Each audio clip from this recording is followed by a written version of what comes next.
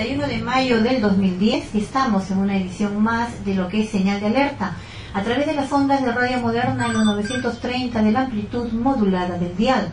En la mesa de conducción los acompaña, como siempre, su amiga de todos ustedes, Flor Rodríguez Latorre y Herbert Mujica Rojas. Cuando ya son 4 de la tarde con 4 minutos, la hora oficial en todo el país, aquí comienza Señal de Alerta. Los principales titulares de los medios de comunicación el día de hoy. 40 años del terrible terremoto que un domingo asestó un fuerte golpe cívico y moral al país. En Huaraz, más de 70.000 personas murieron.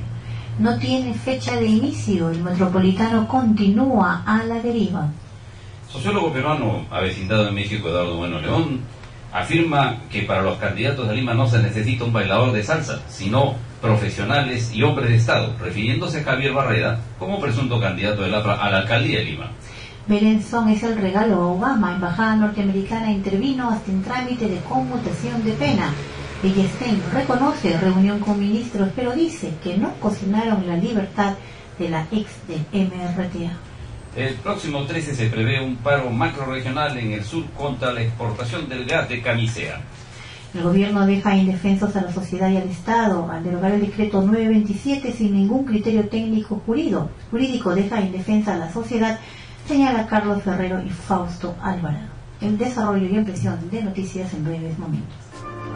El editorial del día de hoy a cargo de Herbert Mujica.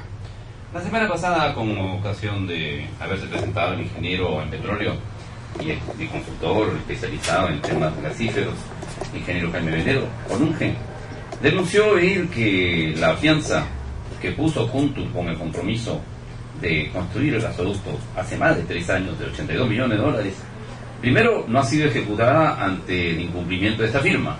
Segundo, el Estado, al no permitir la participación de cualquier otra firma que pudiera hacer lo mismo, es decir, el gasoducto, ante el incumplimiento de Kuntur, retrasó el desarrollo del subperuano. Estas circunstancias obviamente que envilecen y provocan un oscurecimiento tremendo del desarrollo del país, sobre todo en las zonas más pobres. ¿Cómo puede ser posible que el Estado, en este caso el gobierno, pueda entorpecer cualquier índice de desarrollo que beneficiaría sin duda alguna y en primer lugar, y como dice la Constitución, a las personas que viven en la zona?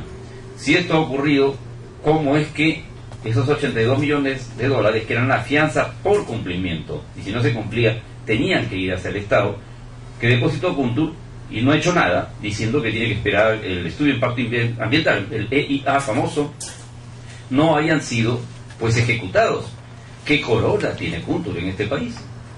Con razón las poblaciones están previendo la posibilidad de un paro macrorregional, porque no se sabe bien cuáles son las reglas del juego. Si las reglas del juego puestas no se respetan, no se ejecutan fianzas, no se multan a las empresas que no cumplen, no se los echa de una buena vez por las circunstancias ambientes de algún favoritismo desde el gobierno, no digamos desde el Estado, desde el gobierno, en este caso la administración del señor Alan García Pérez, entonces, ¿con qué moral y con qué ética y con qué rasero se puede culpar a las poblaciones de ejercer su justo derecho a la protesta?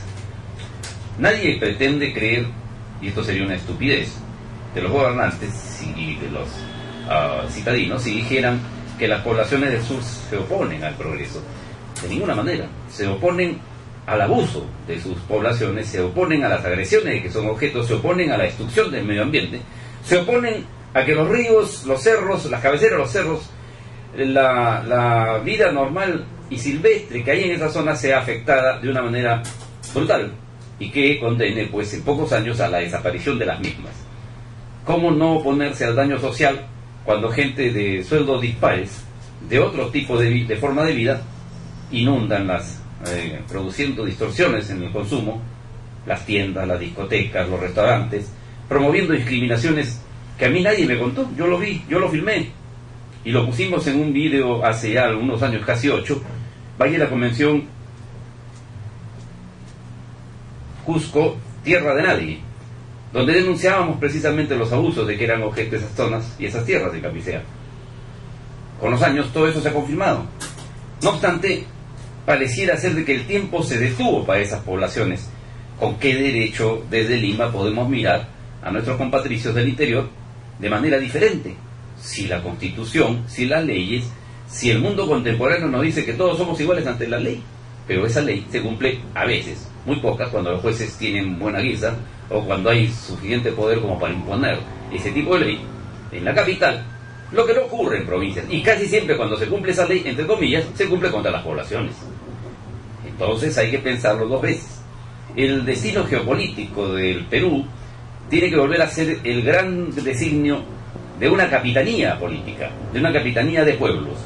Y a eso debemos tender incorporando a los vastos sectores de la zona macrosur del país, el altiplano, Cusco, Arequipa, Tacna, en momentos en que estamos en un lío, en una competencia ante la Corte de la Haya. No entender esto es cerrarse los ojos. No entender las circunstancias ambientes es pretender negar la historia y pretender decir que el sol no alumbra. No entenderlo es dar demostraciones de una brutalidad que no se comparece con los tiempos modernos. No entenderlo desde esta emisora Radio Moderna y desde este programa constituiría pues precisamente todo lo que el Perú no necesita para seguir adelante en un camino para lograr un Perú justo, culto y libre. 4:10 en la hora oficial en todo el país. Y tenemos una llamada al aire. Bienvenido o bienvenida a Señal de Alerta. Muy buenas tardes. Lo escuchamos. ¿Aló? Un saludo con todo respeto del Callao, Jorge. Sí, adelante, por favor. El señor que está hablando, ¿cómo se llama? El colega Herbert Mujica. El colega Herbert Mujica, director de Señal de Alerta. Sí, lo escuchamos. esta pregunta es para él. Quería hacerle una pregunta. Si él está de acuerdo con esa huelga que se va a realizar en el Cusco para defender el gas, para que el gas no se venda al extranjero. Yo quisiera que técnicamente me digan cuál es el peligro de que se pierde el gas, que se gaste el gas, cuál es el peligro, porque los ingenieros han calculado que tenemos para más de 30 años de gas, incluso vendiendo el gas al extranjero, ¿no? El país se está extendiendo, el país necesita vender su materia prima que tiene para poder seguir adelante, para poder crecer. Por eso yo le pido al señor que está hablando que me diga qué argumentos tiene. Muchas gracias. Bien, gracias a usted por la llamada telefónica y Herbert Mujica, vamos con la respuesta. ¿Cómo no? Precisamente, señor, porque defendemos la soberanía del país, preferiríamos decir que en lugar de vender gas, satisfaciendo primero las necesidades del mercado interno, ¿por qué no le vendemos electricidad? O sea, el gas con un valor agregado. ¿Por qué tendríamos nosotros que exportar gas para que luego nos lo vuelvan a vender, pero ya producido con el valor agregado en forma de electricidad o energía eléctrica? Los países necesitan desarrollar, sin duda alguna, y el país, como no, el nuestro.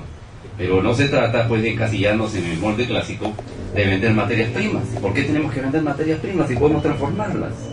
Si podemos construir, podemos fabricar electricidad, que es energía, y podemos dotar de valor agregado, y en lugar de vender por 5, vendemos por 20. Y esas son divisas.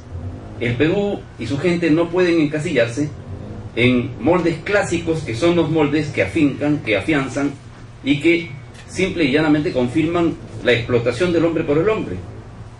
Si usted se pone a pensar, señor, amigo mío, ¿qué significa transformar la riqueza natural, la materia prima? Se dará cuenta que necesitaremos más ingenieros, necesitaremos más mano de obra, necesitaremos más obreros, crearemos colegios, hospitales, universidades, desplazamiento de poblaciones enteras hacia el progreso.